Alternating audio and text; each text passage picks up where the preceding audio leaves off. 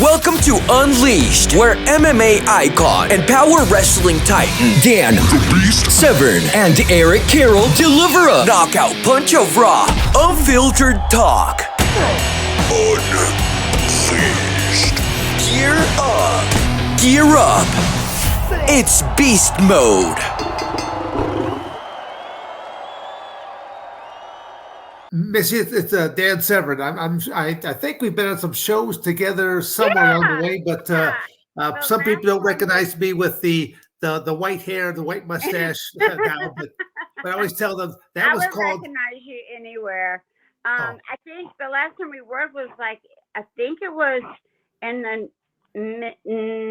late '90s in Marietta, Georgia. Okay. Okay, I'll just say that. Well, I mean, just like yourself. I know we worked autograph signings and stuff. Yeah. Now, the wacky world of professional wrestling, it's kind of like a blur. I just call it just a blur. It's kind of like when you see people one day and, sometimes you never see them again, and sometimes you just see them all the time. You just never know.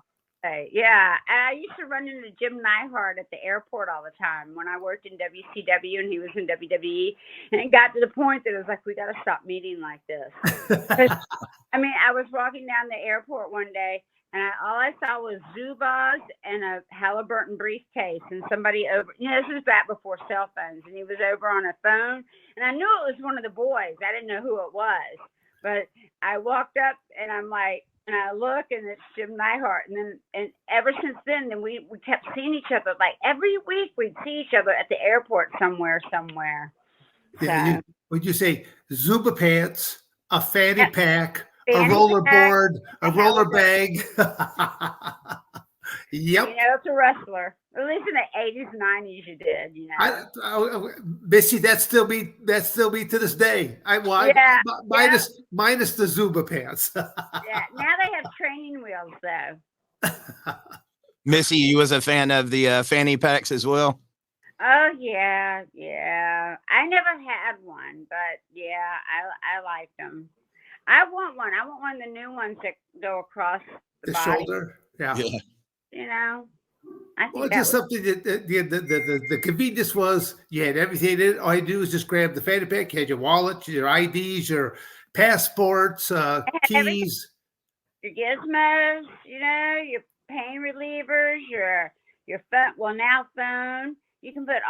For a guy, it's like a purse. Yeah, that's what it is. A lot of my buddies that were never in the business, they would always bust my chops about the fanny pack. Like, dude, you're wearing a fanny pack. I go, no. It's called a manly pack. Only men that are confident in themselves dare to wear. Well, I'm going to probably get canceled for what I'm going to call it. But what we used to call it was Eddie Gilbert had a little Louis Vuitton bag with the handle strap on it, and they called them time. I'm going to get canceled for saying that, but that's what they called them. I didn't, necessarily. I used to just call it his gimmick bag. Yeah. That's what I called it. Well, let's go. Let's start off. Let's go a little bit back in time. How in the world did you ever get involved in what I refer to as the strangest industry I have ever been involved in? How did you ever get involved in this? Did you lose a bet? No, my car broke down. No, I'm just kidding. No, when I was 17, my dad was changing channels, and I saw the Fabulous Freebirds on TV, and they were turning on Terry Gordy, putting a baby bonnet on his head and a baby pacifier in his mouth, and it was Georgia Championship Wrestling. I was like, hold it, stop, don't change the channel. And I started watching it, and I fell in love with it then and there. And I was like, oh my God, I was 17. I was like, that's what I want to do when I move out of the house. That's what I want to do. I want to be in wrestling. I didn't want to wrestle because I'm too much of a girly girl, and plus you get hurt and everything. Well, I'm paying for it now from all the cat fights, but I knew it was something I wanted to be involved in. I was like, oh my gosh, I love it. And then when I saw Tommy Wildfire Rich, back in the day in 1981 and 82, he was the Cat's pajamas. Oh, Yeah. no. Again, as I always say, everyone has their day in the sun. how, Yeah. how long? How Yeah, long does the shine for before you move on? he was awesome. He was awesome. I fell in love with him and stalked him. Oh, And I called her. I said, I want to go to Georgia Championship Wrestling. She's like, no, I want to go see Barry Windham. I'm like, okay, if you go to Georgia Championship Wrestling with me, I'll go to Tampa with you because I lived in Tallahassee, Florida. I go, if you go to Macon with me, I'll go to Tampa with you. So we had a thing. So I went with her. I mean, she went with me to Macon, and I got to meet Tommy Wildfire Rich, and then we went to Tampa, and she got to see Barry Windham. So we were both happy. Yeah, I was reading about you earlier. From what it was saying, one of your first territories was world class. Is that true? Yeah, that's where I started in world class in 1985, September of 1985. I just got back from Texas this past weekend from going and hanging out with Kevin Von Erich. I love everything to do with world class. How did you find yourself in that Dallas territory? Well, I was dating Hollywood John Tatum. When I first met him, he was driving this little rickety red car, convertible car. And here steps out this bleach blonde guy who's tall and tan and handsome. And I was like, I'm in love. And he went to the Crockett territory, and he was just a good hand. He was just the opening guy, you know, learning. He was learning. Him and Michael Hayes are like cousins or something. They're really close. And so Michael got him the job in Crockett. And then later on, Michael got him a job out in Texas, in Dallas. And when Baby Doll was coming back from the ring from one of the Starcades with Tully Blanchard, Johnny said to her, I'm going to go get me one of you. And she goes, and the next thing she knows, a few months later, there's John Tatum in world class with Missy Hyatt. You know, and we went, he moved to Texas. And then I had sent my photos to, what was his name? In WWE at the time. Well, it was WWF at the time. And it was the Booker. And I sent my pictures up there. And they called me and they said, they go, we're thinking about having you be a valet for Lanny Poffo. He meant Randy Poffo, but he got the names. Okay. And so I was like, oh, okay. Well, when I told John, he told David Manning, and David Manning's like, no, she's going to come work here. You know, so that's how I got my job. Have you got to see the Iron Claw movie yet? I did. What did you think about it? I walked out when Mike went to go kill himself because I was there when that happened, and it was wow. Man, I cried, and if I was Ric Flair, I would go and find that actor that played him, and I would beat the living crap out of him. And the guy that played Kerry, I would beat him up too because he did not do Kerry justice. Kerry was a god. If you saw him walking in the airport, and you didn't know he was a wrestler, you would think he was either an action hero, an actor, or a football player or something. You would think he was some kind of celebrity because he was a god. He was a god. And I don't like the way they portrayed the mom. She was a wonderful lady. I didn't like the movie at all. Sorry. Right.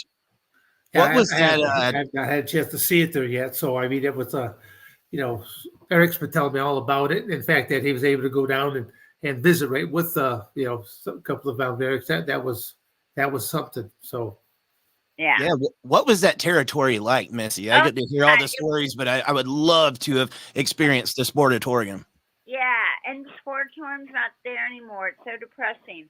It was the most amazing place to be. This was back in the day when you could go in the same building every week on a Friday night and draw money. And then on Monday nights in Fort Worth, which is 40 miles away, 30 miles away, on Monday nights, every Monday night draw a crowd. And then once a month, you go to Amarillo and Lubbock, and then you go to El Paso, and then you'd work Lawton, Oklahoma. You would work like spot shows all around, and you would go and work outdoor football stadiums. Because football in high school is a big thing in Texas. So they would all have these stadium shows, and it was great. I was making back in 1985. You have to understand, in 1985, $50,000 was good money. Yeah. And we were making, I was making at least 50. Johnny was making way over that. Johnny was making more money on the golf course though, because he used to go and play golf with David Manning and gamble. And he'd come home and just start pulling wads of $100 bills out of his pocket and stuff. I've heard the stories about David Manning being a very professional gambler. Oh yeah. And he used to use John as like the ringer. He'd bring him along, and then they would bet on holes. And Johnny was such a great golfer. If John could have been in the PGA, or is that the women's? I don't know. In the men's professional golfing. Yeah, golf. Yeah. He could have been in golf, but he wanted to be a wrestler. From anybody that wasn't familiar with it or got to grow up with it, Missy, just how big were the Von Erichs in that Texas area? Oh my gosh, they were like gods. You have to understand, back then, before WWF came along, they were syndicated in over 211 stations in the United States, in Israel, and other countries. And I was told by the guy when I moved from Atlanta to New York City, I went to a hairdresser, and he was Israeli. And he told me on Friday nights, because they had power outages in Israel, and on Friday nights, everybody would bring their car batteries in their house to hook it up to the TV so they wouldn't miss Friday night world-class wrestling. Wow. And we got to do a tour over there, and it was the most amazing trip I've ever been on. We sold out a soccer stadium 10 nights in a row, the same soccer stadium. Wow. Kevin said they're still over there. He just got back from Israel. Oh, yeah. I mean, you go to Israel and you say Von Erichs, and everybody's like, "Oh my God!" They'll do the hook 'em horns of Texas and everything. That's awesome. So, how long did you end up staying in world class? And was it the UWF that you went to afterwards? WF afterwards. I was in world class for I think over a year and a half, almost 2 years. Then Ken Mantell took all the talent, and we went to UWF. And started for Bill Watts, which, I mean, I look at it now and you have to go, but I wish we wouldn't have left, because then, world class kind of went downhill after that when he robbed all the talent and took it to UWF. It was a shame. I think they could have been bigger than WWE if the boys would have been, show up when they were supposed to show up. I'm just laughing because, I mean, again, would you, okay, Missy, I mean, with all you know now, would you actually ever recommend going into professional wrestling to a younger person that was aspiring, that they watched all this stuff? Would you? Yeah, I would you would follow your dream. And if it's something you really, really want to do, follow your dream and try to make it happen. I did. I made my dream come true. All I wanted to do was be in wrestling, and I got to have my dream come true. So I really believe I believe in God, and I believe that if you want something bad enough, that you can get it if you try really, really hard. Well, gotcha. Did you actually lay it out on paper how you gonna do it, or did you simply just do it on the fly? I used to do promos. My girlfriend, my roommate at the time in Atlanta, because I moved. My parents were like joking with me. They go, "When you turn 18, we're buying you luggage because we know you want to move out of Tallahassee." And I'm like, "Yes, I do. I want to move to Atlanta, And so I moved to Atlanta, and she had one of the first video cameras. Her and her boyfriend had it. Don't ask me what they did with it. I don't want to know. But I used to get her to let me make promos, and I'd cut promos on it.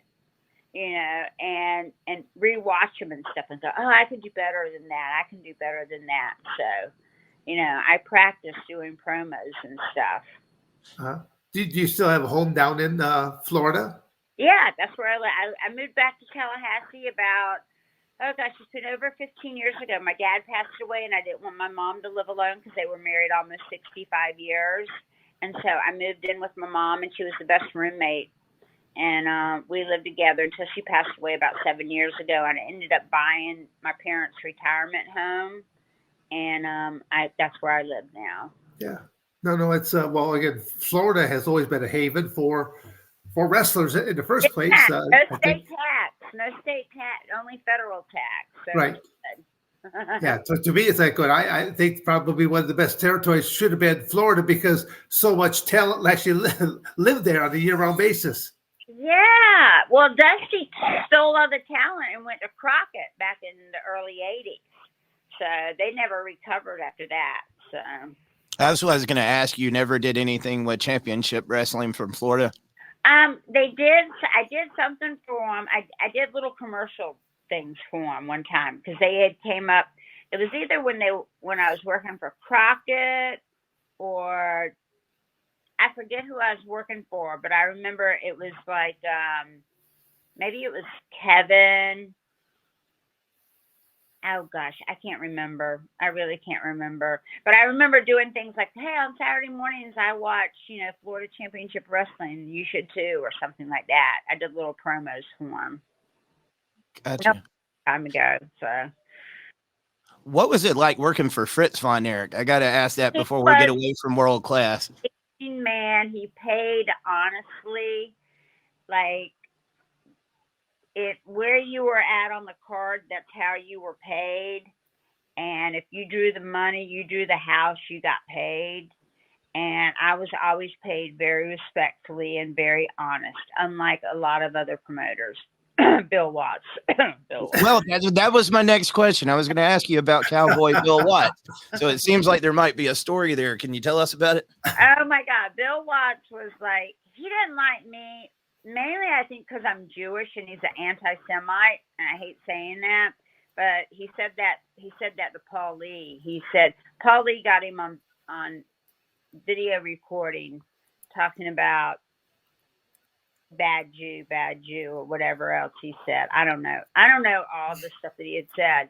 But Bill Watts, before we signed our contracts, we were paid by the house. And I remember that in Jackson, Mississippi, the house was up because it was if John loses, Dark Journey gets 5 minutes in the ring with me. And all the people came there to see the girls fight. They wanted to see her get a hold of me and tear me apart. Well, the house was up and I got like $1,000 check, $1,000 payoff for that day because it was, as I should have been, which I never got paid what I should have been paid. But anyway, after we signed the contracts and I signed one for $50,000 a year, I never got paid more than the $50,000. Even if the house was up, low, whatever, you never got paid more.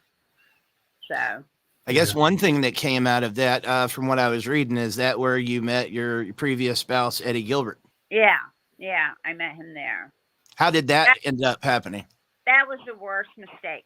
I loved John. John was like one of my first boyfriends, and I was just young and stupid. And here comes a guy giving me a lot of attention and stuff like that, and John just let me go. He just let me go. I wish he would have said, please don't go or something. I probably wouldn't have gone if he would have like stood up and said, I don't want you to go or anything like that. But he was just like, okay, you want to leave me? Okay, see ya. Don't let the door hit you in the ass, But honestly, if I would have known what kind of man Hollywood John Tatum turned out to be, I would have stayed with him because he's such an honorable, great, smart man. He really is. If you don't mind me asking, how old were you when you got married the first time? Well, I've been married 4 times. Okay. So, when I married Eddie, I was like 24, I think, 23. Okay. I was young.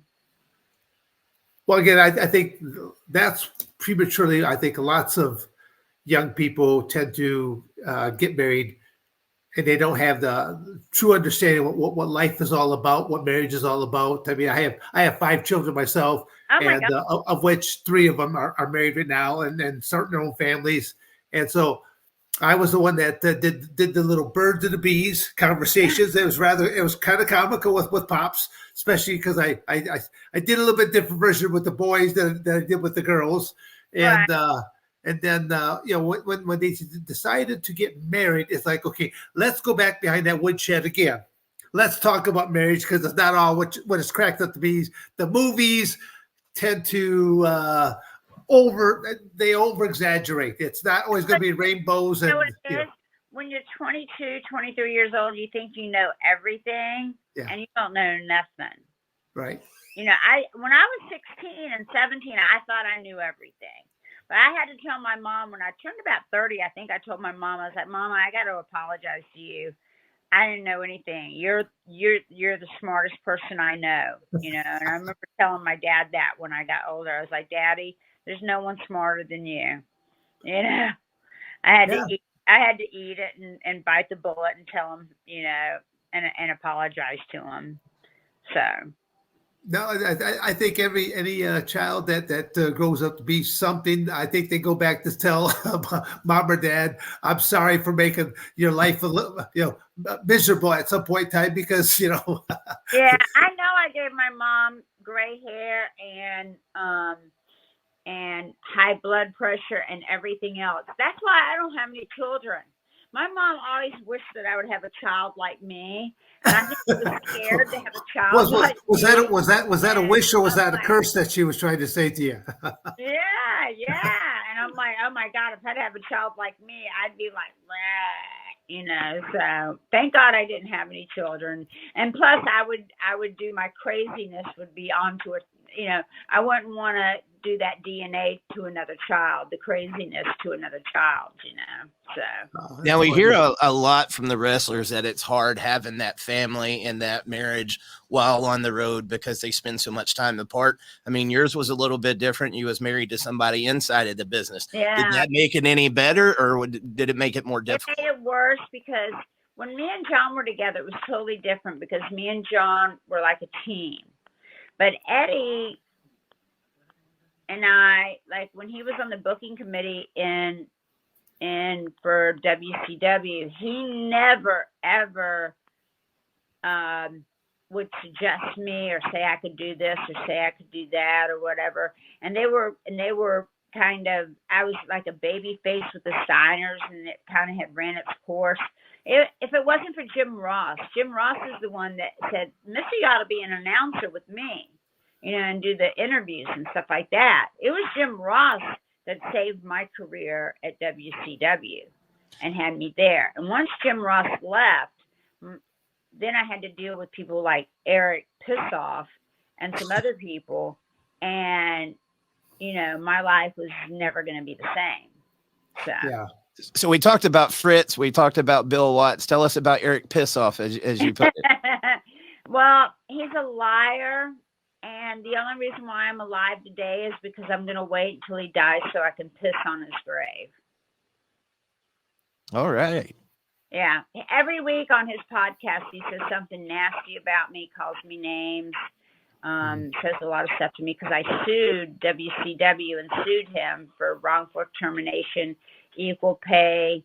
I sued him in EEOC, you know, in federal court for equal pay. Equal opportunity. Because, like, I never had a dressing room. They had Teddy Long, who was one of the worst announcers ever in this business, making $250,000 a year, and I'm making $75,000 a year.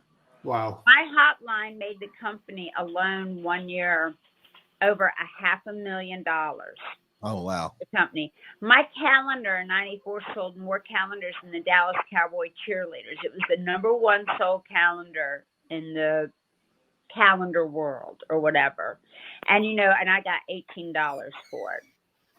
So wow. I mainly sued to try to get my money from the hotline because 1 year they gave me a check for $33,000 for the hotline, but they still screwed me on that. It should have been like double that, you know.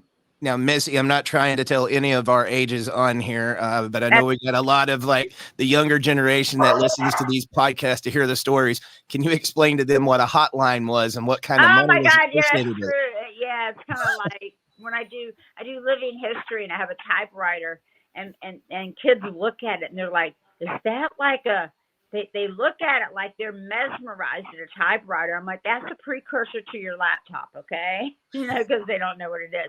But we used to have the 900 hotline, and it was 99 cents a minute. And I used to say stuff like, hey, this is Missy Hyatt. Call me on the hotline tonight.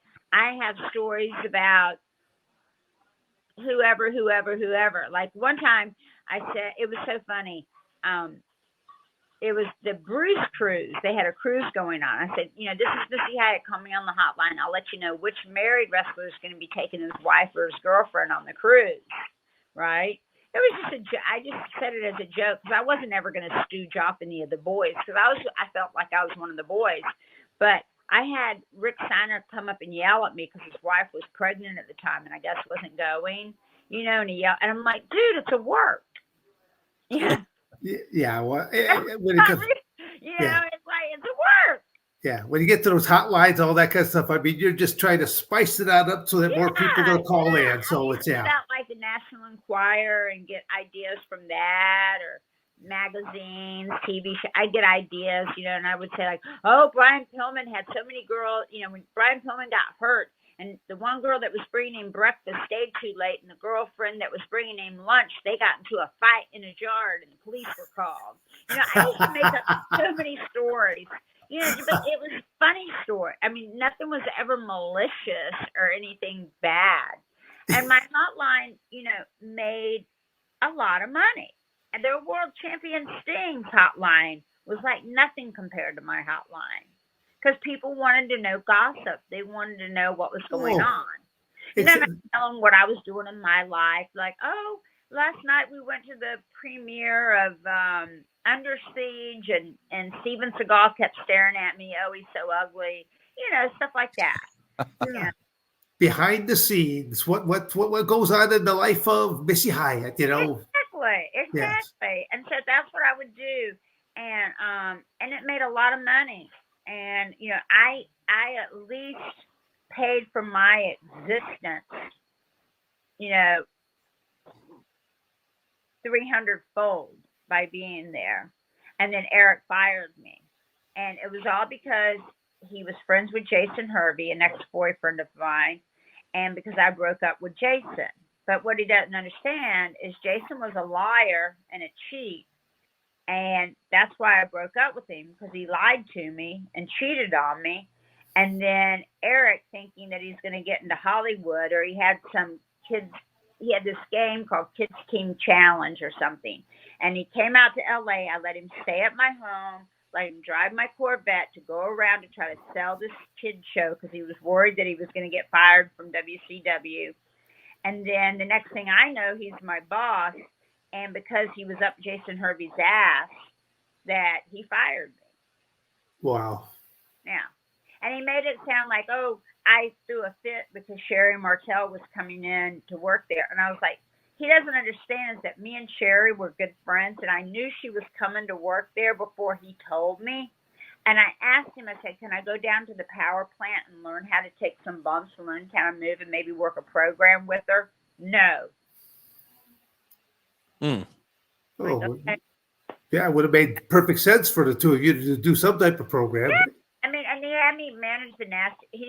Jason knew that I didn't want to be a manager, that I wanted to be an announcer. I loved doing the interviews. I had so much fun, like with Stan Hansen, doing the in-locker room interviews and opening the show and doing stuff like that. I loved doing that. And interviewing people, like interviewing Ric Flair and stuff. And so that's why they put me with the Nasty Boys. Out of all the people, they could have put me with the Hollywood Blondes. It would have made more sense. But they put me with the Nasty Boys. And that was just to be mean to me. Any good stories of the Nasty Boys? Oh, my God. Okay. What they did to me one night, they left me at a bar with a beer, with a tab, like a $300 tab, So I got them back. So what I did was at the next pay-per-view, I found out what rooms they were in. and I had breakfast, everything on the menu ordered at 6 a.m. for him. That's good. Oh, Yeah, they were fantastic. knocking on his door, and they had waffles and eggs and everything I could imagine that you can order on the menu. I ordered on the menu and had it sent to their room, and I guess they had to pay for it too. So I got. Well, they probably didn't think, they thought somebody was doing the big favor. They were probably just chowing down until they saw the bill. Until they got the bill, right? Oh my God, that's fantastic. Now, I get a lot of bad ribs. I mean, Elegante. I don't know if you remember Elegante. Yes. He was this really big guy that they paid to be a basketball player, and he couldn't play basketball, so they made him into a wrestler. And I had to do this thing about I was chasing the giant to try to get him to talk to me because he was wanting the belt from Flair, and all they'd say, because he didn't speak any English, was, "I want the belt. I want the belt." So they had me going around like Arizona, chasing him through the desert, at a bar, trying to dance with him, just stupid shit, trying to get an interview with this guy. And he said something really, really, really, which nowadays you couldn't get away with, but back in the day, he was like, "You'd make a lot of money in my country." And I'm like, "What do you mean?" He goes, "You know what I mean, being a hooker, you'd make a lot of money in my country." I'm like, "Oh, gross." Wow. I was just thinking to myself, gross. So I had Eric go and put shaving cream in his boots. Well, that actually is a very, very tame rib compared to what I've heard some of the wrestlers do to each other. Oh yeah, I've heard some bad stuff.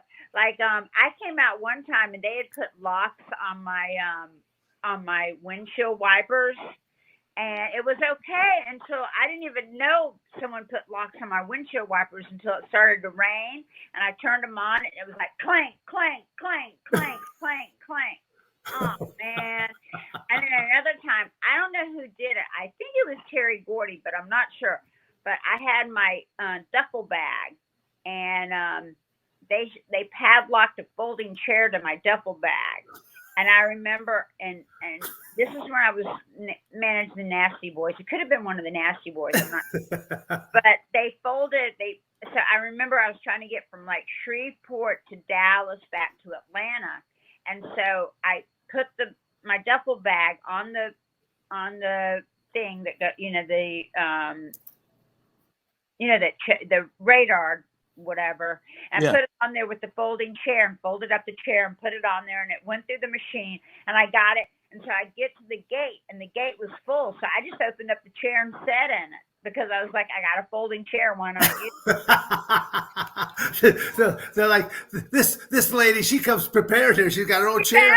I got prepared, and they let me. And for some reason, I think I put it in the front, like first class, where they have where you can hang up stuff. They let me put it up there and everything because I was like, it's padlocked to my bag. I can't do anything, and so I had to take it to the fire department and have them cut it off with their bolt cutters.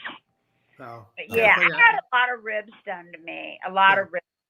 Like when they threw me in the water trough on live TV during I think it was Clash of the Champions 18. I just saw it a few weeks ago because I'd never seen it. I've never watched some of my stuff, but I decided to watch it. Dusty did that as a rib because he knew that Cody was at home and he thought he'd give Cody a laugh. So they had Abdullah the Butcher pick me up and throw me in a water trough. Oh. Yeah, I was gonna say Abdullah the Butcher. He was kind of a strange cat in that industry. That's for sure. Oh yeah, and he was so funny. He was like, "I'm really sorry about this," is what he said. Yeah, because they had wrestled. They were doing like Falls Count Anywhere in Wichita. And so it was Cactus Jack and I forget the other guy, Cactus Jack, somebody else, Van Hammer or something. They're fighting everywhere, and I was supposed to be the roving reporter. And like I'm out there, and they kind of boxed me in, and I'm squealing. Next thing I know, there's Abdullah the Butcher, and he picks me up. They already used the water trough. They were sticking each other's head in it and everything like that. And then he threw me in there. So it was all just for Cody to get a giggle. Yeah. Let me ask, because I feel like you'll have one. What would be your best Ric Flair story? Oh my gosh. My best Ric Flair story. I got so many. He could find the homeliest girl in the bar, and within a couple hours she'll have her dress up over her head and dancing on a table. How did he pull that off? I don't know. Now I heard that he would go up to the bartender and say, "Listen, I'm going to order 50 kamikazes, and I want mine water and lime juice, and you give everybody else kamikazes when I order them, and give them like $100 bill or whatever." That's what I heard he used to do, because one of the first times that I'd ever met him or been around him, I drank like 12, and I was with Larry Zbyszko. I ended up with Larry Zbyszko because Larry took me out of there because Bob Roop was like, "Missy, or Melissa," because everybody called me Melissa then. And he's like, "Melissa, I think it's time for you to leave." I'm not ready to, And so I was going to get in my car. Thank God I didn't. But Wow. Mr. Zbyszko drove, and I remember I threw up in my dress, in my dress. And then I remember taking it off and putting on another dress. I had some other clothes in the car and stuff like that. But Larry was a really nice guy. He took me to his apartment, put me in bed, didn't try anything, didn't do anything. And he stayed up all night and cleaned my car out for me the next day. Wow. Oh, wow. Really nice guy. Yeah. That's awesome. Now, during your run there in WCW, did you ever get to do anything or meet Chris Benoit? I met him and everything, but I never worked with him or anything like that. I thought he was a great talent, and I think what they said, like when I heard that what happened, he was steroids. They can't blame steroids on that. I think he had they said that when they did the Boston University did the test of his brain, and they said he had the brain of like 100-something-year-old man from doing all the headbutts and stuff like that. A lot of head trauma. Yeah. Yeah, I think he had frontal lobe damage. I mean, I went to school for psychology. The only thing I learned is that if you have frontal lobe damage, that means the empathy and understanding other people, and it makes you not remember things, and it makes you real angry, and it does a lot of really bad things to you, like schizophrenia or something. It's really, really bad. So yeah. I think that's the reason. I mean, there has to be a reason why you would kill your son, your wife, and yourself. You had to be in a bad place to do that. Yeah. See, a lot of people, they just don't understand all the trauma that goes on through an athlete's body.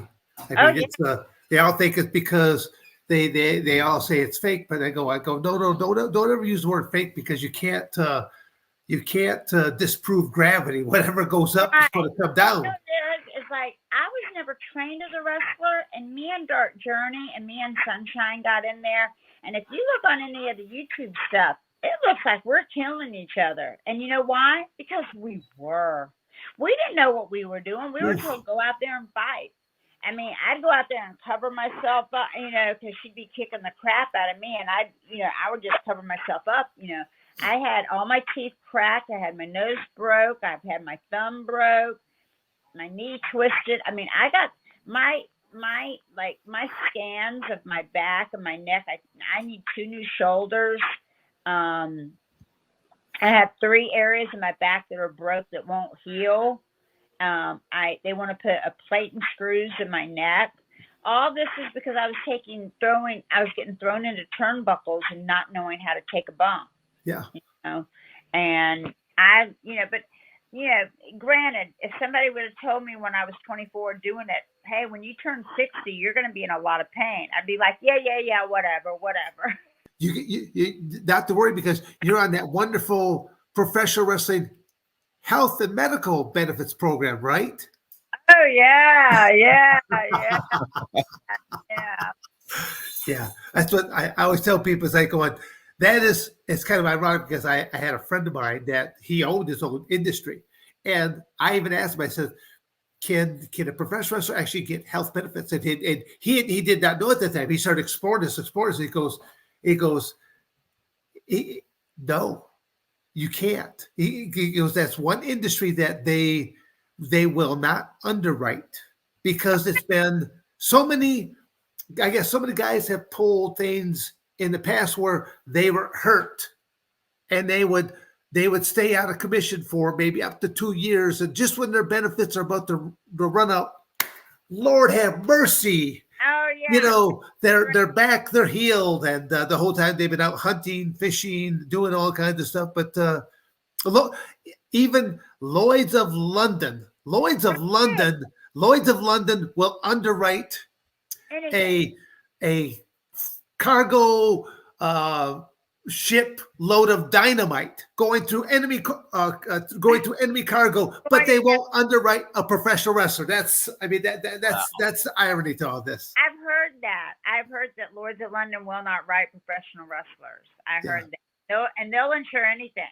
They'll insure anything. They'll insure my dog's legs or whatever, but they won't insure a wrestler. Yeah, that's a shame. That's a real shame. You know, talking about that and the injuries that these guys go through, Missy, what has it been like, you know, over the past several decades, seeing all these professional wrestlers that are dying? They're dying such quick deaths. And these young guys, like, they don't understand. This new generation is just, it's more gymnastics and more high spots. They don't know how to take care of themselves. I work for GCW, and I love that company. And I see some of these crazy guys going through tables, you know, and doing just wild stuff off the top ropes. And I'm like, honey, you're 26 years old, 27 years old. You know, you're under 30. By the time I know how I feel at 60. He's going to be like that when he's 40. You know? I mean, these guys I remember Terry Funk. He would be walking okay, but if nobody was around, he was like all slumped down walking. But if he'd see one of the boys, he'd straighten all up and be okay walking. You know, Terry had a hard time walking with his knees and stuff like that. And I really feel scared for a lot of the young crew, all this new generation. You know, just I want them to be careful. Some of the moves they do is just like, I'm like this. There is no error. There is no safety margin of error. I mean, it's I've actually seen some crazy videos of these high school gym professional shows where a young man will climb up like an I-beam and walk across this set of bleachers, and he basically punches and lays out a wrestler on a table, and he's going to jump off the top of these bleachers onto his opponent and the table, and he misses everything and just boom, hits the floor. And I'm going, end of the match, end of his career. You just don't know what all did he do to himself at that point in time, and for what? For I what? know, for $50 and a hot dog and a handshake. Yeah. Yeah, I'm amazed at some of it, and then some of this, and granted, I have to say I like kind of a little bit of the deathmatch wrestling. I just think it's really not that much of a key, but I mean, I'll keep watching it because it's like a train wreck, you know. You gotta watch. Well, I was in Japan for the Kawasaki Deathmatch Tournament Series, and the main event was Terry Funk versus Cactus Jack in this, ladders and chairs and barbed wire and explosives, and when by the time the whole match was done, both wrestlers had to be taken to the hospital for third-degree burns on their body. I mean, they're just punching full holes with thumbtacks and barbed wire, and even like the next day, there's Mick Foley. He's got this wrinkled up looking T-shirt, and he's got all these little dots of red dots because he's still bleeding. He's got this red shirt on, and he's got he tore part. Oh yeah, I mean, he literally tore his other ear part. He's got all this gauze on the side of his head, and I mean, literally, and he's got to be on the plane. And he's holding what looks like an old paper sack bag with whatever left of his belongings. He looked like some Middle Eastern terrorist is what he looked like. You know. With all due respect, Mick's paying for it now too. I mean, poor Cactus is paying for it now. I see him at signings and stuff like that, and I feel so bad for him. He's put his body through a lot, and I look at these young guys that want to be Cactus Jack and want to do things like that, and I'm like, you're gonna, it hurts. You know, you need a good head doctor and a good body doctor. Missy, I'm curious, what do you think about today's product? Do you watch a lot of the new wrestling? I love it. I love GCW. Like I said, I've been working for them for the last few months. I've been with Joey Janela, managing him. And as a matter of fact, this Friday night, Joey Janela Spring Break 8 in Philadelphia, I'm going to be managing Joey against Blake Christian, their champion. Okay. Who's been their champion for like over a year or something. They're world champion. And I got my Gucci bag, and I think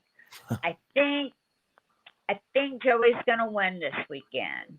I mean, I wouldn't put money on it if you could gamble on it, but you know, he's got me in his corner. I got my Gucci bag. I think Joey might take it from Blake this weekend. Now, is that Georgia Championship Wrestling? Huh?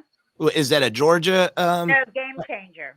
Game Changer. Okay. Where's that based out of? Well, the owner, Brett, is from Rochester, but I'm not exactly sure where they're out of. They're all over the world. They've been in Japan and Mexico and oh, wow, Germany, and yeah, GCW goes everywhere. Atlantic City. I mean, we were just in Rochester and Detroit 2 weekends ago, and then this weekend we have Philadelphia, and then on Sunday they're putting Eddie Gilbert in their Hall of Fame. Oh, that's awesome. And out of his 3 wives, for some reason, I'm the one that has to represent him, but that's okay. I don't mind. Now, how often are they doing shows? Is that on TV? Yeah, it's on. Well, it used to be Fight TV, but now it's Triller TV. Okay.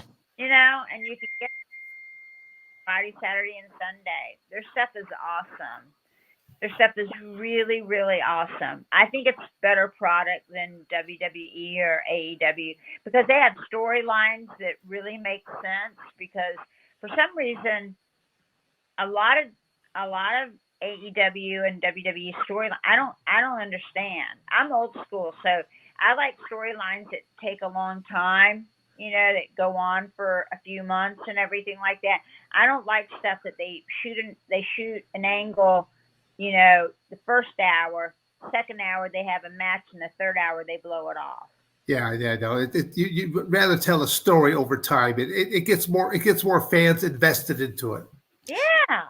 Yeah. Speaking of storylines in WWE, one of the big storylines right now is actually real life with Vince McMahon and some of the fetishes that is going on. I'm curious, Missy, you've seen a lot in wrestling. What do you think about this lawsuit with Vince McMahon? You know what? Let me tell you something. I'm in on it too. They called me, and I'm like, you know what? I go, I had a career before him. I had a career after him. He's a pervert. Never thought he'd poop on somebody's head. That's just bizarre. I mean, I've heard of people, okay, so you like feet, or you like big boobs, or you like good, you know, big butts or whatever. And for women, like, oh, you like, you know, certain things, you know, you got, you know, everybody has, you know, it takes all kinds to make the world go round. I had one of my photographers loved can girls and can movies. That's what turned him on. So everybody's got their own thing, but pooping on your head? It's definitely an interesting one. Oh my God. It's like, how much of a degenerate can you be? Yeah. You know?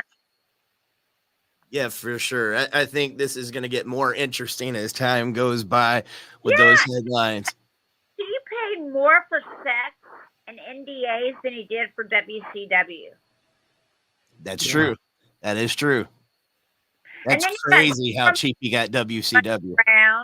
Stormy Daniels, to me, is the worst bitch there is. Excuse my language. But she signed an NDA, you know, and you only got $135,000. If you would have went with Vince, you could have gotten friggin' $1 million. You know, she's the idiot. She only got $135,000, and she signed an agreement to keep her mouth shut, and she couldn't even do that. I think she should have given the money back. Yeah. Wow. Well, Missy, I have enjoyed this so much. Tell us about any events that you've got coming up. Yeah, what's on your roster? Okay, well, I have 1 second, and I'll tell you. I got my book here. I don't know about GCW because I guess it's going to matter who wins this Friday night. You know what I'm saying? What's going to happen? But I'm going to be in Orlando for a WCCW reunion on the 20th in Orlando. A WCCW reunion. Yeah, WCCW. I think Mark Lawrence is going to be there. Jack Victory's going to be there. There's going to be a lot of people from World Class there. Oh, you got my interest. Yeah, that's going to be a good one. And then we have Minnesota coming up. I have Evansville, Indiana on the 11th of May. And then the 18th of May, I'm in Minnesota. Okay, awesome. Yeah, so I have a lot of stuff coming up. 2023 has been really great for me so far with a lot of bookings and a lot of wrestling and stuff like that. So I'm really excited. And just being a part of GCW really makes me, I sit around, I'm looking around the dressing room like I am the oldest one here. You know, I got more, you know, I've been in the business since 1985. It's coming up. I mean, how many years is that, right? And I'm thinking to myself, oh my gosh, and I'm still getting to work. Who's luckier than me? You know, I really just thank God and thank my friends and thank Brett and GCW for letting me work and still be relevant. Do you get a lot of the new generation like asking the questions and about the history, trying to learn from you? Not really. I mean, we were riding from from Detroit to Rochester, and I was riding with the referee and Sheik and Sawyer, and you know, 3 girls. And I was asking them, I was like, "Do you guys speak Carney?" Well, we know how, but we don't. I'm like, okay. What about, you know? I was asking them questions because I was just trying to get a flavor for the business, you know, flavor for how they.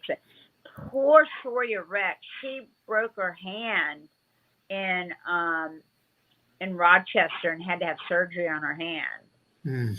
You know, it's crazy things like that. I mean, oh my gosh, I remember when I got my thumb broken in UWF. I thought that was like, oh my gosh, I thought the world was going to end, you know, but wow. You know, they really get hurt nowadays. Yeah, that's just crazy stuff that they're doing. And if you don't continue to hone your skills, your skill sets start to diminish, and that's when guys and gals start getting hurt. Yeah. What about social media? So if anyone's trying to, if fans are trying to contact you or bookings? Yeah, Missy Hyatt on Twitter and The Real Missy Hyatt on Instagram. Yeah, Eric will make sure that goes up on the screen there as we kind of exit off there, just so that, you know, people get a chance to write that down. But Missy, it's been a real honor and pleasure to have you on the show here today. Thank you for having me. I so appreciate it. Well, absolutely. Hopefully we'll see you at one of these signings somewhere down the road. I sure hope so. Thank you All very right. much.